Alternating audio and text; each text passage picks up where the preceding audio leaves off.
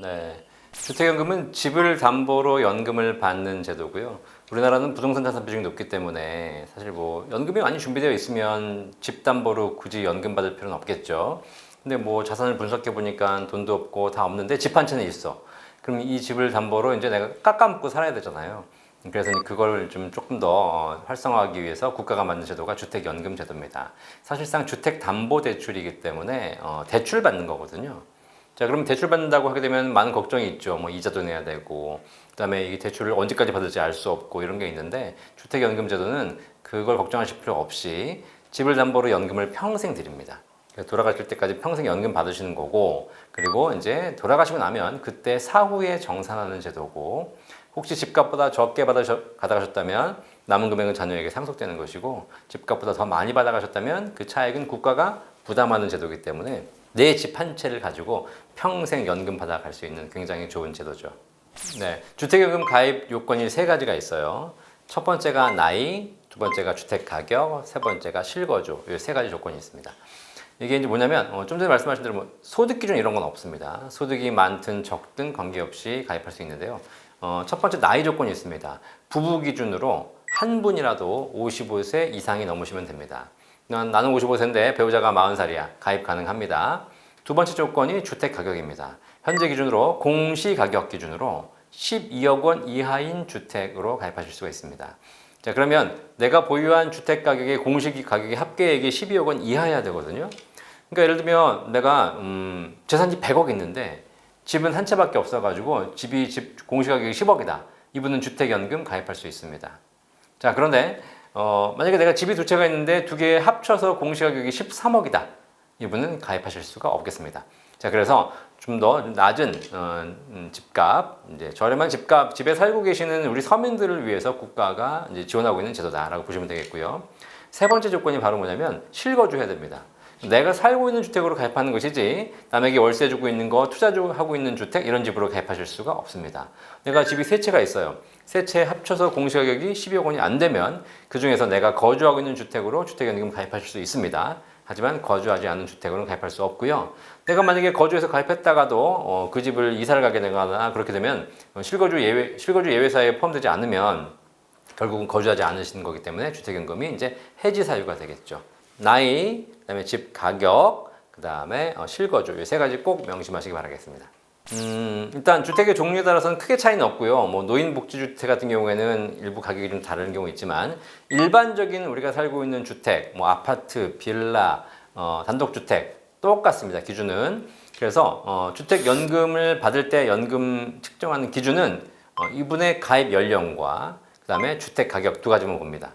자, 그러면 여기서 주택 가격이란 주택연금 가입할 때 보는 가격은 공시가격이라 그랬죠. 공시가격 12억 원 이하의 주택을 가지고 내가 주택연금을 가입할 수 있잖아요. 가입 자격은 공시가격 기준으로 봅니다. 하지만 지급은 시세 기준으로 봅니다. 그래서 실제 내가 연금액을 책정할 때는 이 집의 시세가 얼마인지 보거든요. 시세는 KB시세나 한국부동산은 시세를 기준으로 하고요. 만약에 이 시세가 없는 경우에는 감정평가도 받을 수 있습니다. 자, 그래서 일단 시세가 나왔다. 그러면 시세 1억당 얼마를 받느냐에 따라 달라지는데 가입 연령이 일찍 가입할수록 젊을 때 가입할수록 오래 받으셔야 되기 때문에 한 번 받는 금액이 낮아져요. 그리고 늦게 가입할수록 이제 살 날이 얼마 안 남으셨잖아요. 그렇기 때문에 한 번 받는 금액이 올라갑니다. 그래서 가입 연령과 주택 시세 두 가지 기준에 의해서 연금액이 결정됩니다. 알려드리겠습니다. 70세 부부 중에서 연소자 기준으로 보는 겁니다. 70세에 가입하셔가지고 시세 1억 집으로 가입하셨다. 월 29만 5천 원 나옵니다. 약 30만 원 정도가 나오는 거죠. 1억당. 자, 그럼 내 집값이 시세가 한 5억 된다. 그러면 한 150만 원 가까이 연금 받을 수 있다. 평생 그 금액이 고정돼가지고 평생 나옵니다. 보시면 되겠고요. 조금 일찍 가입하신다. 예를 들면 65세에 가입하신다. 그럼 1억당 한 24만 원 정도 받으시면 되고요. 더 일찍 가입하신다 그럼 더 떨어지겠죠. 또 더 늦게 가입하신다 그렇게 되면 조금 더 많이 받으시게 되겠습니다. 평균적으로 주택연금을 가입하신 연령대가 70대 초반이시고 집값이 평균적으로 한 4, 5억대 집을 가입하시거든요. 그래서 그냥 평균적으로 생각하시기에 내가 70세에 가입하게 되면 집값 1억당 월 30만 원 정도 받는다. 이렇게 보시면 되겠습니다. 또 하나 조건이 있는데 여러분들이 만약에 기초연금을 받으시는 분들 65세 이상이면서 소득 하위 70%에 포함돼 가지고 국가로부터 기초연금을 받으시는 분들, 이분이 시가로 2억 원 미만의 주택에 거주하신다면 우대형 주택연금이라고 해가지고 연금 더 받을 수 있습니다. 이 기준도 지금 2억 원 미만인데 이것도 좀 더 높인다고 하거든요. 기초연금 받으시면서 일정한 낮은 가격의 주택에 거주하시는 분들은 일반적인 주택연금 가격보다 최대 20%까지 더 받을 수 있는 우대형 주택연금이 있기 때문에 이런 것도 한번 활용해 보시면 도움 되실 겁니다. 네, 내가 주택연금을 가입하려고 하는데 내가 살고 있는 이 집에 주택담보대출이 있다. 이거 과연 가입이 가능하냐 물어보시는데, 내가 살고 있는 주택에 담보대출이 있어도 주택연금은 가입이 가능합니다.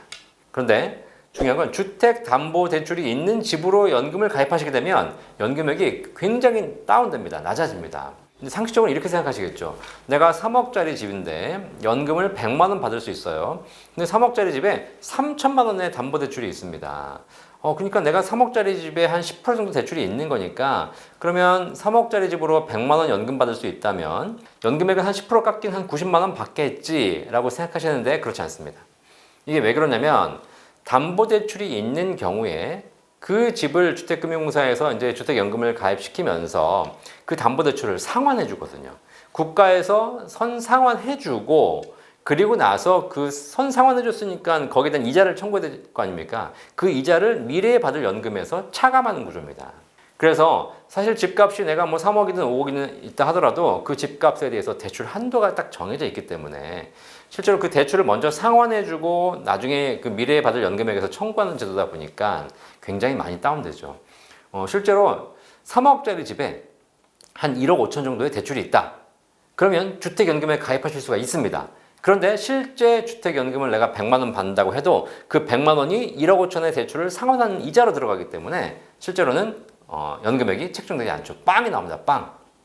자, 그래서 우리가 상식적으로 생각하기에 대출이 조금 있어도 가입은 가능하겠지, 그리고 연금도 웬만큼 받겠지라고 생각하시는데, 대출이 있으면 실제로 연금액은 굉장히 급격히 낮아진다. 자, 그래서 웬만하면 대출이 있는 집은 가입하지 마시고 효율성이 안 좋거든요. 그래서 대출을 다 상환하고 나서 완전한 집으로 가입하시는 것이 주택연금을 잘 이용하는 방법이다 라고 말씀드리겠습니다. 네, 일반적으로 주택연금 지급받는 방식은 가장 일반적인 방식이 종신지급형이라고 해가지고 평생 돌아가시는 그날까지 지급받는 방법이 있고요. 종신혼합형이라 그래서 일부를 인출하고 목돈으로 쓰고 나머지를 종신으로 받는 방법도 있고요. 그 다음에 이제 우리가 노후에 따라서 뭐 좀 약간 나는 좀 먼저 받고 싶다 이런 분도 계시고, 지금은 필요 없지만 나중에 더 많이 받고 싶다 이런 분도 계시지 않습니까? 이렇게 해서 초기 증가형이라고 해가지고 초기에 좀 많이 받고 가면 갈수록 줄어드는 구조가 있고, 그 다음에 무슨 계속 지금은 적게 받지만 나중에 점점 늘어나는 이런 제도도 있습니다. 다양한 연금 수령 방식이 있거든요. 이 중에서 여러분이 선택하시면 됩니다. 하지만 전체 가입자의 90% 이상은 다 종신지급형과 종신혼합형을 선택하고 계십니다. 자, 이게 무슨 얘기냐면 주택연금이 내 집을 담보로 연금을 받는 거지 않습니까? 그죠? 근데 만약에 종신형이 아니어서 언젠가는 만약에 이제 지급이 종료가 된다면 어떠시겠어요? 자, 그러면 뭐 내가 살다가 종료되면 되는 거 아니야? 뭐 그러면 그다음부터는 연금 없이 살면 되지 라고 생각하시는데, 일반적인 연금은 내가 지금 나이 70세인데 앞으로 10년간만 받겠다.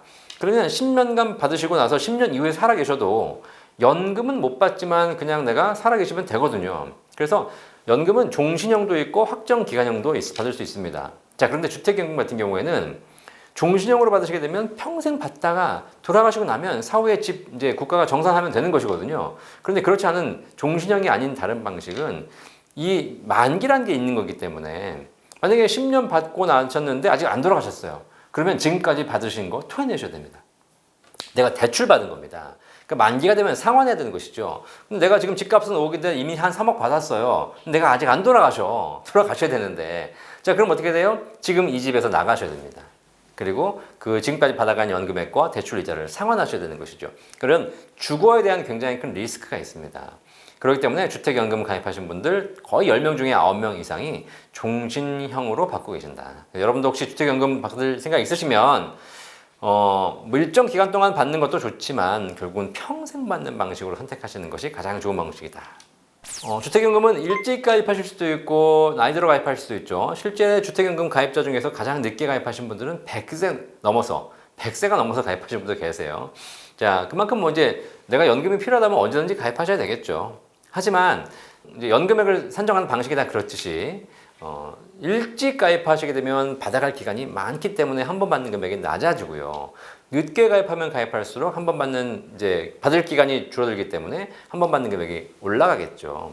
자, 그래서 너무 일찍 가입하시는 건 바람직하지 않다. 55세만 넘으면 주택연금에 가입할 수 있지만 물론 내가 오늘 내일 하면서 얼마 못 살 것 같다. 그럼 빨리 받아가셔야 되겠지만 그렇지 않으신 분들은 충분히 일하시면서 노후를 준비하시면서 대부분 60대 중반이나 70대 이후에 가입하시는 것이 좋고요. 그 다음에 내가 주택연금을 가입한 이후에 이사를 갔을 때 담보를 변경하면서 주택연금을 더 연장해서 받을 수 있습니다. 하지만 그런 것들은 되게 불편하거든요. 또 그리고 여러 가지 또 금액이 달라질 수도 있고 그렇기 때문에 최대한 주거가 안정된 상태에서 이 집에서 평생 살 준비가 되어 있는 상태에서 이 집을 담보로 연금을 가입하시는 게 제일 좋겠죠.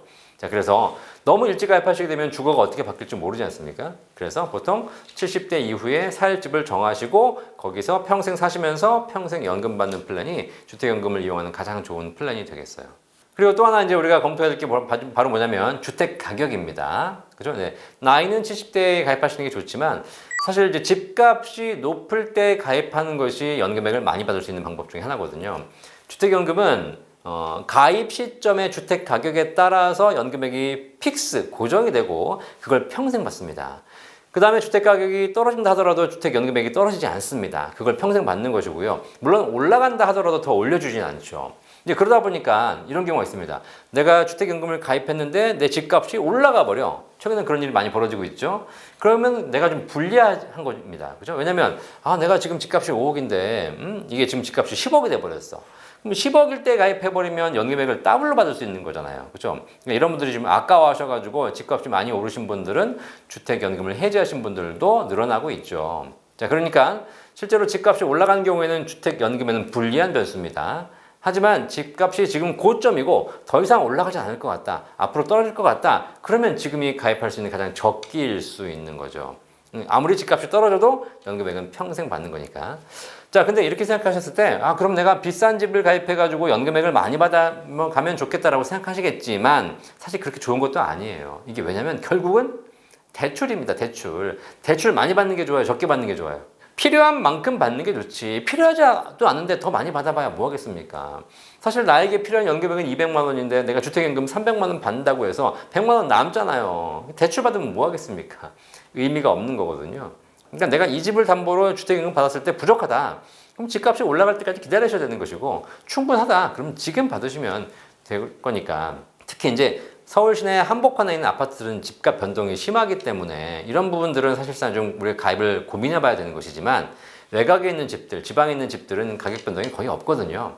자, 이런 집들은 빨리 연금 받으시면 좋겠습니다. 사실 주택연금은 내가 내 집을 담보로 평생 연금 받고 가겠다라고 생각하면 굉장히 좋은 대안입니다. 그래서 주택연금 가입하신 분 중에서 자녀가 없으신 분들, 그 다음에 가족이 없으신 분들, 나 혼자밖에 없으신 분들, 이런 분들은 아주 심플하게 결정하세요. 어차피 내가 이거 하늘나라 들고 갈 거 아니지 않습니까? 그러니까 뭐 천국에 가져갈 거예요? 아니기 때문에 이 집을 다 쓰고 가겠다. 그러니까 확실하게 주택연금 가입하고 가시는 분들이 많습니다. 그런데 주택연금 가입의 가장 큰 애로점, 가장 큰 장애물, 바로 자식이죠. 부모님 스스로도 내가 이 집이라도 애들 주고 가야지, 내가 별로 물려줄 것도 없는데 애들은 어렵게 사는데 내가 이 집 다 쓰고 가야 되냐, 이런 고민하면서 주택연금 가입을 고민하시는 분들이 계십니다. 그죠? 집을 물려주겠다고 하시는 거예요. 자, 근데 재산이 많으신 분들이야 집도 물려주고 가면 좋죠. 근데 재산이 부족하신 분들이 연금도 없고 노후생활도 힘들면서 집도 물려주고 가겠다고 생각하시면 결국 주택연금 가입 안 하시면 노후생활이 어려워집니다. 그럼 어려워지면 어떻게 돼요? 자식한테 손 벌려야 돼요. 자식한테 용돈 달라고 해야 됩니다. 그러니까 자식 입장에서는 부모한테 용돈 드리고는 싶지만 자기도 살기 빡빡한데 용돈까지 드려야 되니까 쉽지 않잖아요. 특히 또 우리 엄마 주면 옆에 이제 또 배우자 부모님도 드려야 돼요. 그러다 보니까 이제 이중으로 부담이 나가요. 그러니까 서로 이게 부담스러워지는 겁니다. 부모는 자식한테 손 벌리기 미안한데 어쩔 수 없이 뭘 받아야 되는 것이고, 자식 입장에서는 부모한테 돈을 주려니까 내 삶이 팍팍해지고, 이런 서로 이제 부담이 생기니까 나중에 이것이 이제 갈등, 싸움 이런 걸로 번지게 되죠. 그래서 오히려 우리 부모님 중에서 주택밖에 진짜 자산이 부족하시다라고 하신 분들은 주택연금 받아서 본인 노후 본인이 해결하시고 자식은 자식 인생 설계하도록 놔두시는 것이 훨씬 더 서로가 편한 관계가 되는 겁니다. 또 하나가 뭐냐면 부모님 입장에서도 자식에게 집을 남겨주려고 고민하시는 경우가 많지만 자식들이 반대하는 경우가 굉장히 많아요. 사실 주택연금 가입의 가장 큰 적은 자식이에요. 부모가 주택연금 받아 쓰겠다는데 자식들이 와가지고 얘기하는 거예요. 엄마, 아버지, 그 집은 저희한테 물려주고 가셔야죠. 주택연금 안 좋아요. 그거 왜 가입하고 가십니다. 차라리 제가 용돈 드릴 테니까 용돈 받으시고 그냥 주택연금 저희 물려주고 가세요. 주택은. 이런 얘기에 속아가지고 가입 못 하시는 거예요. 그래놓고 자식이 용돈을 줘요? 주긴 뭘 줘. 몇 달 주다가 결국 안 주지. 그죠? 네. 그러니까 이런 문제가 생깁니다. 그러니까 자녀들 입장에서는 저 집이라도 부모가 물려주고 가시겠지라는 생각에서 기대하고 있는데 그 집을 부모가 주택연금 받아 쓰고 가시겠대. 그러니까 이제 서로 이제 막 문제가 생기는 거죠. 이래서 반대하는 자식들이 많거든요. 자, 그래서 결국은 이런 문제가 생기기 때문에 주택연금 가입률이 떨어지지만 오히려 주택연금을 가입하시는 분들이 부모 자식 관계가 훨씬 더 행복하고 안정적이다. 아시겠죠? 그래서 지금 서로 약간 재산 분쟁하면서 줄까 말까 받을까 말까 뭐 이렇게 고민하지 마시고 그냥 깔끔하게 주택연금 가입하시면 지금 당장은 좀 안타깝고 아쉬운 부분이 있겠지만 시간이 지나면 지날수록 주택연금 가입하는 것이 훨씬 더 행복한 노후를 보낼 수 있는 방법이다라는 걸 꼭 고민해 보시기 바라겠습니다. 주택연금 받다 돌아가셨을 때 이제 부부가 가입 같이 하잖아요. 근데 한 분이 먼저 돌아갈 수 있지 않습니까? 자, 그러면 실제로 한 분이 먼저 돌아가시게 되면 남은 한 분의 배우자가 살아계시지 않습니까? 그럼 주택연금이 계속 동일한 금액이 배우자에게 평생 지급됩니다. 자, 그런데 이렇게 얘기가 됐는데 어떤 문제가 생겼냐? 이제 예를 들면 남편하고 부인께서 살고 계십니다. 이제 주택연금 한 달에 100만 원씩 받고 살고 계세요. 그럼 남편이 먼저 돌아가셨어요. 자, 이 집은 남편 명의로 돼 있었어요. 그렇기 때문에 명의자가 돌아가셨기 때문에 상속이 이루어지겠죠. 근데 주택금융공사에서 뭐라 그랬냐면 배우자에도 부인 평생에 동일하게 100만 원 연금 지급해 주겠다라고 얘기했습니다. 그러니까 우리 부인께서는 남편은 돌아가셨지만 100만 원 평생 연금 받을 거라고 생각하고 있는 것이죠. 자, 그런데 상속이 되면서 어떤 문제가 발생하냐? 자녀가 있잖아요. 자녀가 이 자산이 상속될 때는 배우자, 부인도 상속권이 있지만 자녀도 상속 지분이 있거든요. 이 상속 지분이 있는 자녀가 본인 지분을 주장하는 겁니다. 아버지가 돌아가셨는데 아버지 집도 제 일부도 있어요. 제 재산은 저한테 주세요. 라고 자녀가 주장하는 순간 상속 분쟁이 생기죠. 자, 그러면 우리 주택금융공사에서는 배우자분께 주택연금 100만 원 지급을 해야 되는데 이 집이 배우자 명의로 상속이 돼야지 계속 연금이 지급되는 것인데 자녀가 본인 상속 지분을 주장하고 있기 때문에 분쟁이 되는 것이고 그리고 자녀 명의로 상속을 일부라도 받게 되면 결국 주택연금 지급은 더 이상 불가능하게 됩니다. 지급이 종료되는 것이죠. 자, 그러면 우리 살아남은 이제 남은 배우자께서는 연금 100만 원을 평생 받을 수 없는 문제가 발생해요. 그죠? 이게 왜 그러냐면 상속이 개시되기 때문입니다. 자, 그래서 이걸 이제 막기 위해서 주택금융공사가 도입한 제도가 신탁 방식이에요.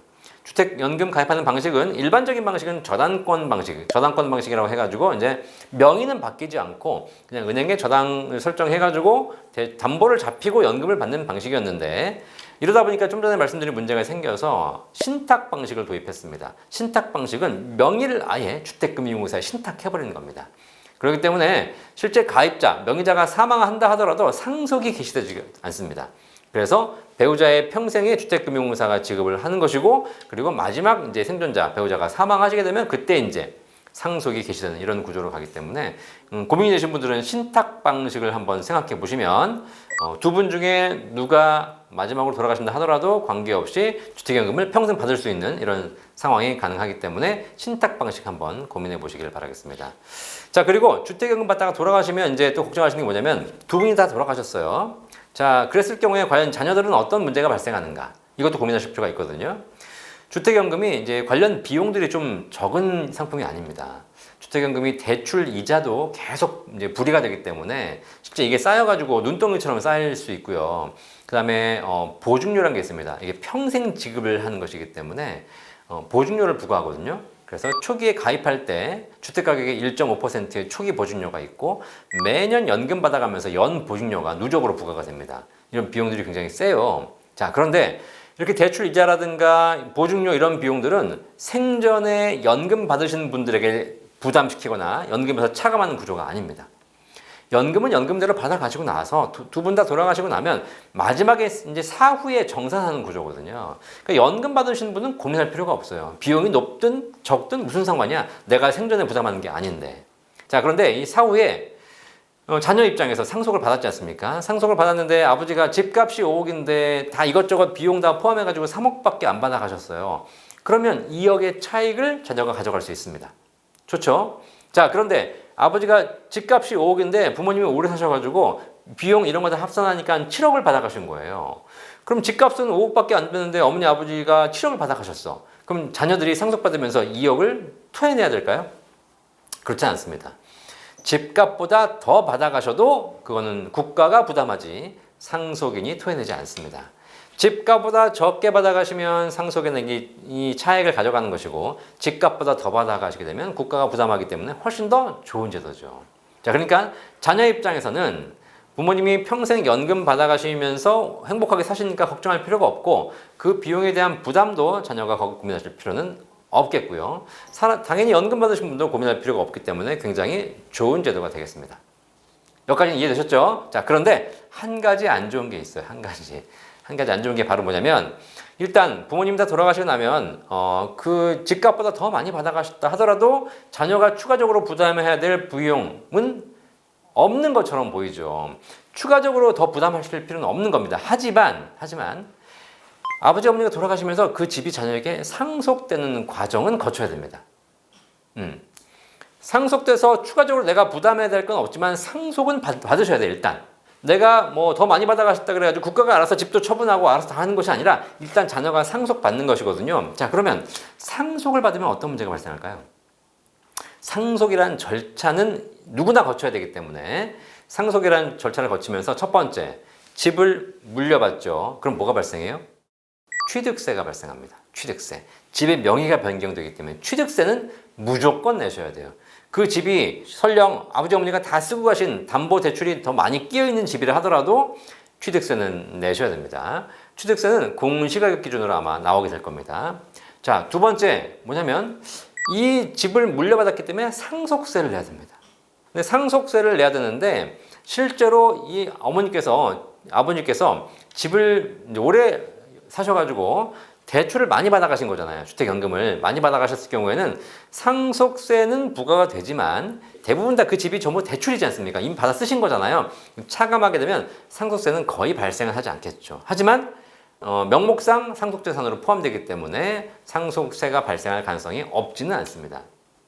또 하나, 최근에 지금 집값이 오르고 있죠. 자, 그러니까 뭐냐면 아버지가 주택연금 가입하실 때는 집값이 3억이었어요. 지금 집값이 6억이 된 거예요. 자, 그러면 자녀가 물려받습니다. 자, 그러면 3억짜리 집인데 6억이 됐잖아요. 뭐가 생기죠? 양도 차익이 생기죠. 이 집을 팔아야 되기 때문에 이 집을 팔게 되면 양도소득세가 추가로 발생될 수도 있습니다. 물론 1가구 1주택이고 그다음에 9억 원 미만의 주택에 대해서는 양도소득세가 발생하지 않기 때문에 거의 걱정하실 필요는 없습니다. 하지만 아버지가 알고 보니까 1가구 2주택자였어. 그렇죠? 뭐 3억짜리 집이 2개가 있었어. 그러면 먼저 파는 주택에 대해서 양도소득세를 내셔야 되지 않습니까? 자, 그런 부분이 있기 때문에 실제 상속이 되었을 때 그 집을 팔게 되면 양도소득세가 발생할 수 있다. 내가 안 팔고 국가가 알아서 파는 거 아닙니까? 라고 했지만 국가가 경매나 공매로 판다 하더라도 거기서 양도 차익이 생기면 그 양도소득세는 국가가 부담하는 것이 아니라 상속인이 부담해야 됩니다. 자, 그래서 실제로 이렇게 양도소득세나 상속세가 발생할 가능성은 거의 없고 큰 부분은 아니지만 상속이라는 절차가 개시되면서 그런 부분에 세금이 발생할 수 있기 때문에 우리가 이건 좀 생각해 보고 미리 준비하셔야 될 필요는 있을 것 같습니다. 자, 이렇게 오늘 주택연금 말씀드렸는데 많은 분들이 주택연금에 대해서 오해도 하고 계시고 그다음에 주택연금이 뭐 여러 가지 뭐 자녀들이 반대해가지고 가입을 좀 꺼리신 분도 계시고 또 집값이 변동하면서 좀 불안해하신 분도 계실 겁니다. 그런데 이렇게 이것저것 다 따지면 연금 가입 못합니다. 내가 자산이 많다면 다른 연금 먼저 받으시고 다른 자산 먼저 쓰시고 주택연금을 가입하지 않으셔도 됩니다. 하지만 우리나라는 부동산 자산 비중이 높고 내가 가지고 있는 자산이 부족하고 집밖에 없다면 결국 이 집을 담보로 연금 받아갈 수 있는 제도, 주택연금이라는 제도는 선진국에서도 찾아보기 쉽지 않은 제도고요. 우리나라처럼 이렇게 부동산 비중이 높은 나라에서 꼭 필요한 제도고 실제로 주택연금의 구조를 뜯어보면 국가가 지원하는 부분이 있습니다. 그러니까 만약에 내가 주택연금 가입 자격이 된다. 그러시면 연금을 받아 가시는 것이 평생에 도움될 것 같고요. 자식과의 관계도 굉장히 도움되는 것이다. 여러분이 주택을 가지고 연금을 받지 않으시면 여러분이 주택 가지고 지켜내셔야 됩니다. 힘들 거예요. 문제가 많이 생길 거고 분쟁이 많이 생길 겁니다. 하지만 주택연금을 받게 되시면 그 주택연금이 여러분을 평생 지켜드릴 거고 걱정 없이 돌아가시는 그날까지 내 집에서 살면서 연금 받으시다가 돌아가실 수 있을 겁니다. 주택연금 꼭 한번 검토해 보시기 바라겠습니다. 감사합니다.